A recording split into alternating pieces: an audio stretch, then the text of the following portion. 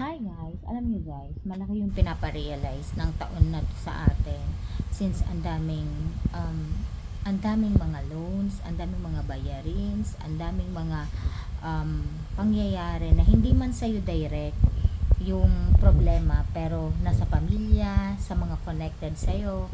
um, Siguro or hindi siguro, talagang ito yung reconnection time to the Lord. Alam niyo yung pinapa tayo ni Lord ngayon. Kumbaga parang tinatapik tayo na, uy, kailangan nyo sa akin mag-reconnect ngayon. Napansin nyo, wala tayong ibang malalapitan.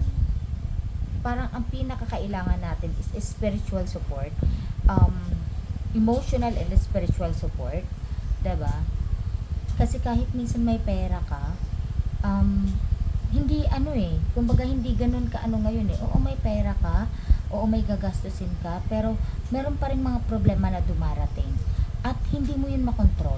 Si Jesus lang ang makakapag-control, si Jesus lang makakapagsabi kung kailan mawawala yung problema, si Jesus lang makakapagsabi kung ano ang script ng buhay mo.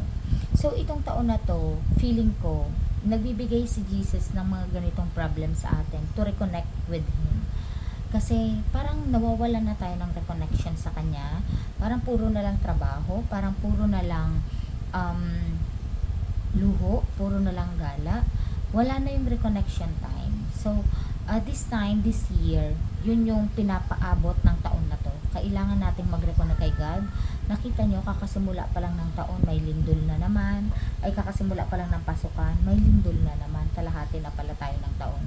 So, ang bilis ng taon, ang bilis ng mga pangyayari, tapos, ang daming mga nangyayari sa paligid.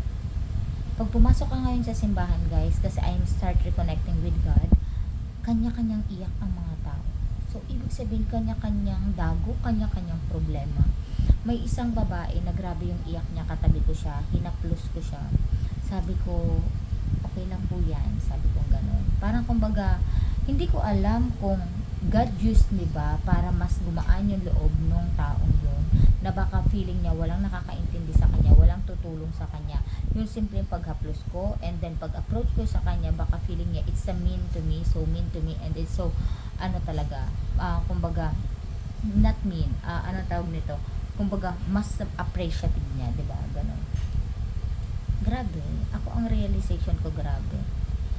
I think everyone ngayon dito sa mundo, lalo pa sa nangyayari sa ating gobyerno, wala tayong kakampi ngayon. Only sarili lang natin, survival mode talaga tayo ito taon na to. Feeling ko talaga, si Lord, si God lang talaga ang malalapitan natin. So, kanya-kanya talaga tayo ngayong dasal.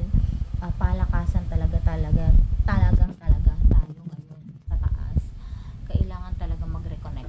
Yun talaga yung feeling ko. Yun talaga yung kailangan natin lahat ng buong mundo. Feeling ko yun. So, yun lang guys. Magdasal tayo. Priority natin si Lord. Dahil kung hindi dahil kay Lord, hindi maayos ang buhay natin. Siguro, pag kinaloob niya na mas maging maayos ang buhay natin, mas magiging maayos ang buhay natin. Sabi nga, isang snap lang ni Lord. Pag naisip niya, para sa'yo yan, para sa'yo yan, ibibigay niya yan. So, yun lang guys. May